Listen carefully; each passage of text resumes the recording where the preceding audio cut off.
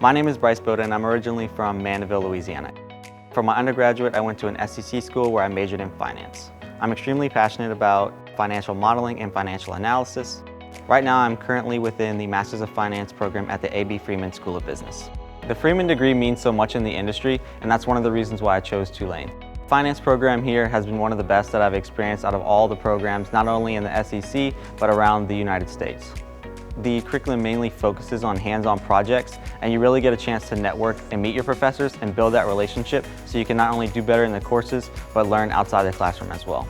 My favorite professor so far is actually within the accounting department. Professor Dean Kensley and I collaborated many times. Whenever I see him in the hallway, he always makes sure to say hi. He's always extremely friendly and willing to help inside and outside the classroom. My most memorable experience was actually at one of our fall socials. It was the first event that we had whenever we came back to campus.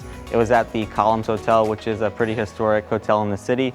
We basically had a night of enjoying local cuisines, networked with the professors, got to meet everyone that was in our Masters of Finance cohort, and we shot pool, had a few drinks, and just had a great time. Some advice for prospective students would be don't be scared to make the change. Tulane is extremely welcoming. Not only are all the students, but New Orleans, the city itself. Attending Tulane is definitely one of the best experiences I've ever had.